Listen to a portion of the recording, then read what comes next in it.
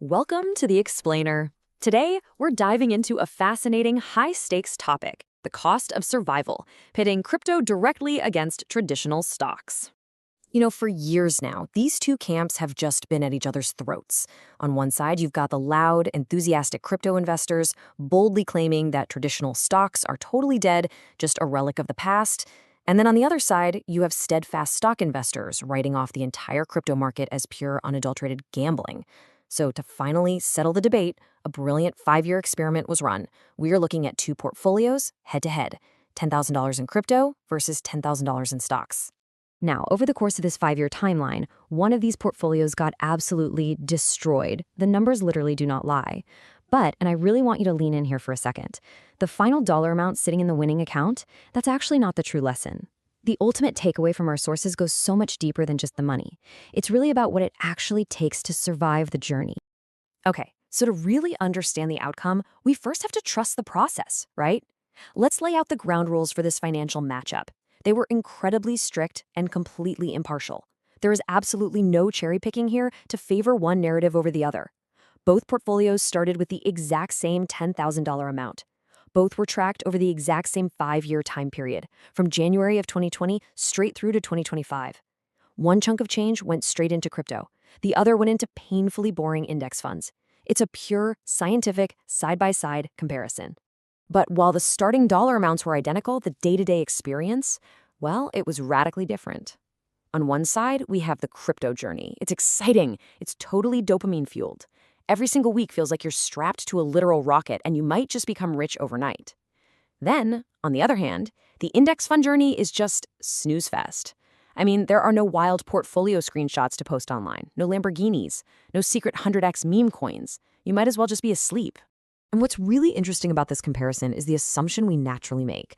As humans, we're hardwired to crave that dopamine hit, right? We want the excitement of the crypto rockets. We look at the sleeping index fund investor and we just assume they're losing out. But here is a critical concept to anchor into your mind as we go through this explainer. Boring and bad are not the same thing. Just because a journey lacks a massive adrenaline rush doesn't mean it lacks value. So let's look at how this actually played out over the 5 years. This isn't just a chart of numbers. It's practically a map of a collective emotional roller coaster. We're going to walk through this chronologically. We start with the rise in 2020, move into the absolute mania of peak euphoria in 2021, suffer through the crash of 2022, and finally drag ourselves through the recovery phase from 2023 to 2025. You ready? Let's take the ride. We kick things off in 2020, and wow, look at that massive green spike. Crypto just completely explodes. If you were holding that $10,000 crypto portfolio during this year, you felt like an absolute, undeniable financial genius. The hype was literally everywhere, the social media flexing was inescapable, and crypto looked like the obvious early winner. Meanwhile, our index fund portfolio was also rising, but it was doing a slow, quiet, very unglamorous climb. Emotionally speaking, the crypto investors felt like they had already won the whole war. And then we hit 2021, peak euphoria. Now, this wasn't just a market phase, it was a psychological trap. This was the era of influencers shouting "to the moon" and dog-themed meme coins dominating the entire internet. But what the source analysis points out so astutely is that this is the exact moment people actually stopped investing. They crossed this invisible line and started gambling. The financial strategy just completely disappeared, replaced by pure, frantic dopamine chasing. Bam! Then reality arrives. 2022 hits, and the tone violently shifts. The crypto line doesn't just dip, it crashes. Violently. All that euphoria instantly evaporated, replaced by sheer panic, fear, and just a sea of red candles on the charts. It was an era of massive emotional damage for anyone holding those assets. Just a brutal, unforgiving wake-up call after the incredible highs of the previous 2 years. Our sources captured this exact feeling perfectly. Most people think they can handle volatility until they actually experience it. It's so easy to say you have diamond hands when the line is only going up. It is an entirely different story when your life savings are in a total freefall. Now, to be completely fair and impartial here, the stock portfolio also dropped during 2022, but its ride downward was far less violent. It definitely didn't trigger the same level of existential dread. Which brings us to the grueling recovery phase, from 2023 to 2025. The fireworks are completely over. Now it's just the steady grind. Crypto is slowly, painfully trying to recover from that massive traumatic drop. At the exact same time, the stock portfolio just continues doing what it does best, climbing steadily upward, ignoring the noise, and pretty much sleeping its way to wealth. The suspense here is palpable because we're finally at the end of the 5-year timeline. It's time to see the final tally. Okay, the moment of truth. Here are the side-by-side final results. Let's look really closely at this data. The crypto portfolio achieved a notably higher peak. It proved, without a doubt, that it has the explosive potential to skyrocket. But look at the cost.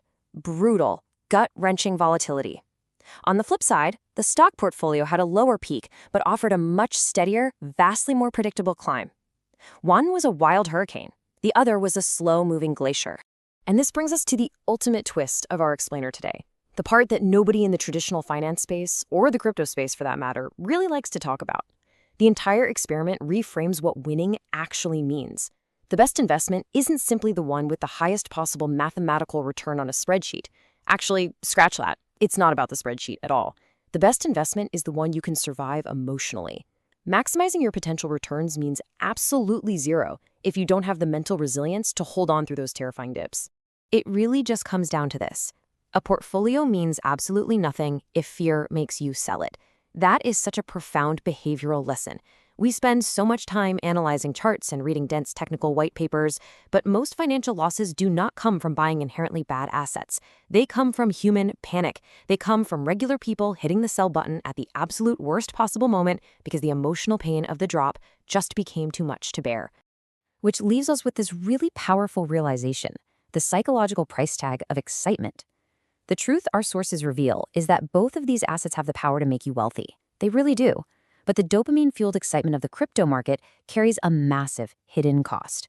It heavily taxes your nervous system. It demands your constant attention. It requires an iron stomach. It's a psychological toll that most investors never even bother to calculate before they jump in headfirst.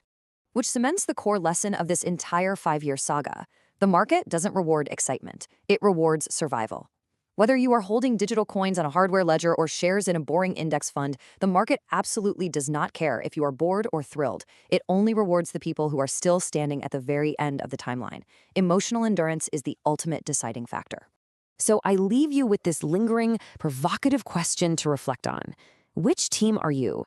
Are you team crypto, totally willing to pay the heavy psychological price for the chance at a higher peak? Or are you team stocks, choosing the painfully boring, steady climb to ensure you easily survive the journey?